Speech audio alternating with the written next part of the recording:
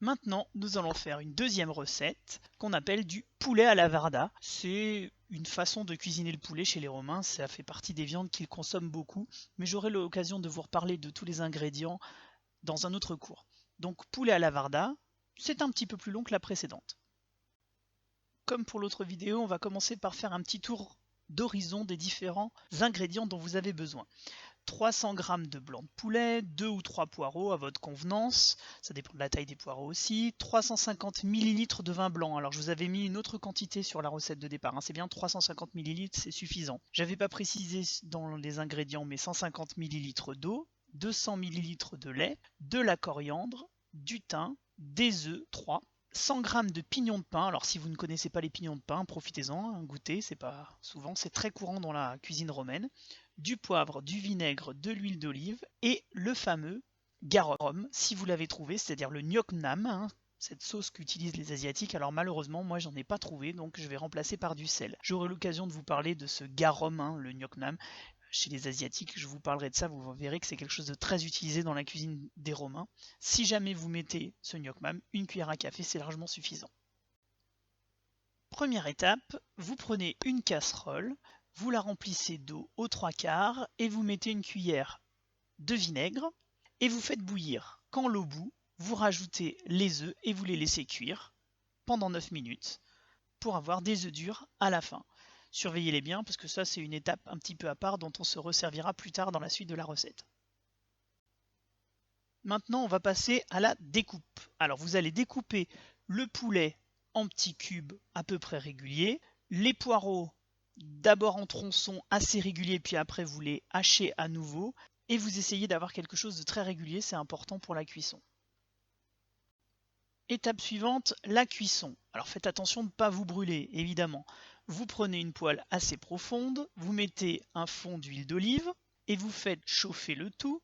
Lorsque l'huile commence à crépiter, vous rajoutez la viande, donc le poulet, et vous le retournez régulièrement. Et quand il est à peu près cuit sur l'extérieur, vous rajoutez les poireaux à la préparation et vous mélangez.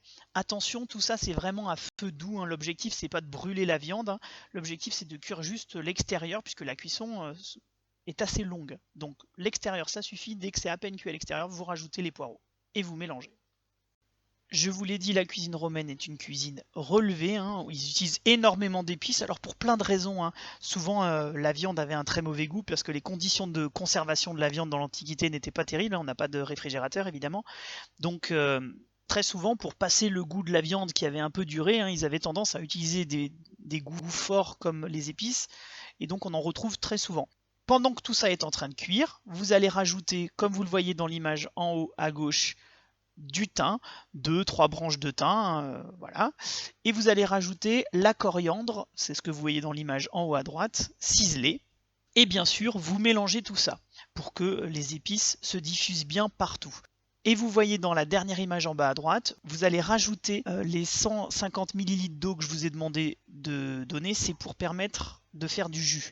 Et tout ça, vous le laissez à feu doux et bien sûr, vous continuez de mélanger. Alors que tout ça est en train de cuire, on rajoute un petit peu de poivre. Alors je ne vous donne pas de quantité parce que là ça dépend vraiment des goûts de chacun. Et un peu de sel. Alors je vous ai dit, chez les Romains on n'utilise pas de sel, on utilise le garum. G-A-R-U-M. Ce garum, c'est un condiment que les Romains utilisent dans tous les plats. C'est de l'huile dans laquelle on laisse fermenter du poisson et de la saumure, c'est-à-dire du sel. Et à la fin, on filtre cette huile et on la récupère. Cette huile de poisson, ils la mettent dans tout. Ils la mettent dans tous les plats, en toute petite quantité évidemment, et ça permet de relever les plats. Alors vous allez me dire, oh mais c'est dégueulasse, du poisson, même dans les desserts, ils en mettent. Vous allez me dire, oh mais c'est dégueulasse parce que ça a vraiment, ça doit avoir un goût de poisson, etc. Non, en fait, c'est vraiment un exhausteur de goût, ça sert vraiment à relever les plats. Et quand on n'en met pas, c'est moins bon, aussi bizarre que ça puisse paraître. Donc les Romains mettent ce garum partout. Et il y a un équivalent que je vous ai proposé d'acheter, le gnoc mam. C'est quelque chose qu'on trouve dans la cuisine asiatique. Donc si vous en avez trouvé, à la place du sel, vous pouvez mettre une cuillère à café de gnoc mam. C'est largement suffisant et ça permettra de relever le goût. Et si vous n'avez pas trouvé, vous mettez du sel. Après avoir fait tout ça, on rajoute le vin blanc, les 350 ml de vin blanc, Et là encore, on va laisser mijoter très très lentement, l'objectif étant de faire en sorte que l'alcool s'évapore et que ça n'ait pas un goût de vin, mais que ça garde les arômes. Donc tout ça à feu doux et en retournant régulièrement. Pendant que tout ça mijote, nous allons préparer la sauce à partir des œufs que vous avez fait au début, que vous avez fait cuire au début, les œufs durs. J'espère que vous ne les avez pas laissés parce que sinon ils vont être plus que durs, hein. Donc vous récupérez vos œufs, s'ils sont chauds, vous les mettez dans l'eau froide 2 minutes pour qu'ils soient à température et on va les écaler, c'est-à-dire qu'on va enlever leur coquille. C'est ce que vous voyez dans l'image en haut à gauche. Une fois qu'on a enlevé la coquille, on va enlever également le jaune. Donc vous laissez le jaune de côté, vous le jetez pas, hein, vous pouvez vous en resservir pour faire autre chose. Et ensuite, on va écraser le blanc d'œuf des 3 œufs que vous aviez préparés.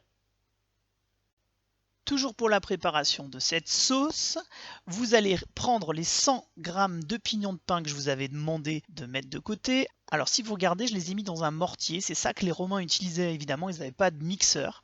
Donc ils écrasaient plus qu'ils mixaient, hein, pour être précis, avec le pilon, jusqu'à obtenir une poudre. Alors c'est pas aussi parfait qu'avec un mixeur évidemment. Donc c'est ce que vous voyez dans l'image en haut à gauche. Ensuite vous allez rajouter l'image en haut à droite, les blancs d'œufs que vous avez écrasés et vous allez également rajouter le lait qui était présent dans la recette du départ et vous allez récupérer tout ce qui était en train de cuire et vous allez filtrer le jus, c'est-à-dire que vous n'allez mettre dans cette sauce que le jus.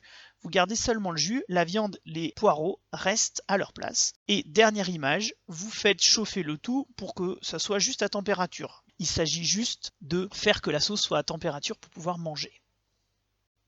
Et voilà ce que ça donne, c'est terminé, la sauce et votre poulet à la Varda. Bien sûr, j'attends vos photos pour voir si vous en êtes sortis, et puis j'attends aussi vos commentaires pour savoir si vous avez aimé cette cuisine romaine. Bon appétit et à la semaine prochaine!